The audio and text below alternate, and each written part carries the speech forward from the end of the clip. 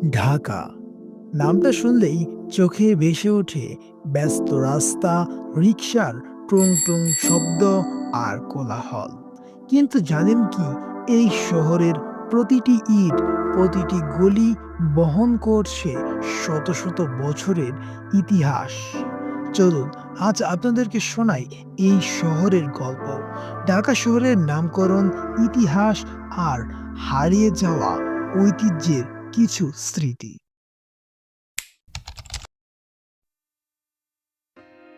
ঢাকার নামকরণ নিয়ে আছে অনেক মজার গল্প। অনেকে বলেন ঢাকেশ্বরী মন্দিরের নাম থেকেই এসেছে ঢাকা, যা ছিল একসময় এই অঞ্চলের প্রধান ধর্মীয় কেন্দ্র। আবার কেউ বলেন মুঘল সুবাদার ইসলাম খান যখন এই এলাকাকে স্বাধীন ঘোষণা করেন তখন ঢাক বাজিয়ে এই ঘোষণা দেওয়া হয়। সেই ডাক থেকেই নাকি এই শহরের নাম ঢাকা। আবার অনেকে এও বলেন একে নাকি প্রথমে জাহাঙ্গীরনগর বলা হতো সম্রাট জাহাঙ্গীরের নামে, কিন্তু সময়ের সাথে সাথে ঢাকা নামটি টিকে গেছে মানুষের মুখে মুখে।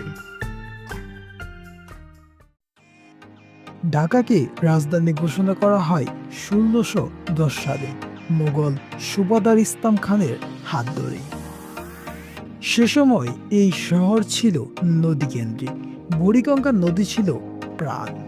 ঢাকা তখন ছিল মসলিন, রেশম আর নানান রকম হস্তশিল্পের জন্য বিখ্যাত। বিশ্বের নানা প্রান্তে এখান থেকে রপ্তানি করা হতো মসলিন কাপড়, যা এতটাই সূক্ষ্ম যে পুরো একটা শাড়ি নাকি আঙুলের রিংয়ের ভিতর দিয়ে পার করা যেত।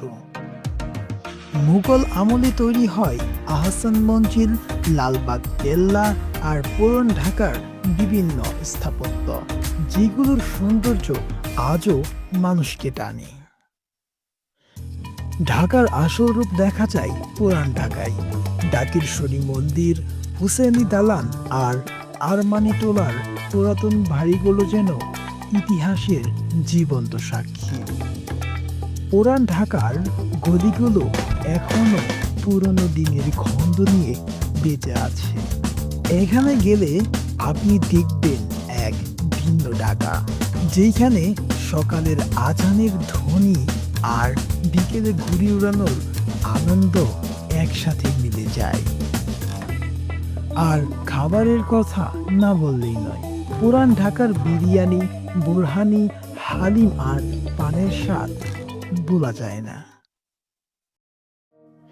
সময় বদলেছে ঢাকা। আজকের ঢাকা এক বিশাল মহানগরী। গুলশান, বনানী, উত্তরা, বসুন্ধরা, আধুনিক দালানকোঠা আর প্রযুক্তির ছোঁয়ায় বদলে গেছে ঢাকা শহরের চেহারা। কিন্তু সেই পুরান ঢাকার ঘ্রাণ, ইতিহাস আর ঐতিহ্য এখনো টিকে আছে অলিতে গলিতে। তবে চ্যালেঞ্জও আছে, যানজট, শব্দ দূষণ, জনসংখ্যার চাপ আরও অনেক কিছু। তবু এই শহরই তো আমাদের স্বপ্নের জায়গা। প্রতিদিন লাখো মানুষের ঘুম ভাঙে একসাথে, আবার রাত শেষে স্বপ্ন নিয়ে ঘুমাতে যায় একসাথেই লাখো মানুষ।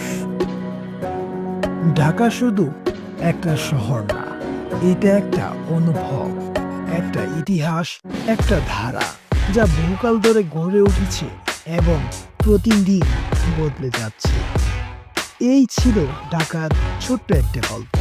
ভালো লাগলে শেয়ার করুন এই ঐতিহ্য, এই ঢাকার ইতিহাস জানিয়ে দিন সবাইকে। ঢাকার আছে গল্প বলার মতো হাজার কারণ, যা ছোট্ট একটি ভিডিওতে শেষ করা সম্ভব না।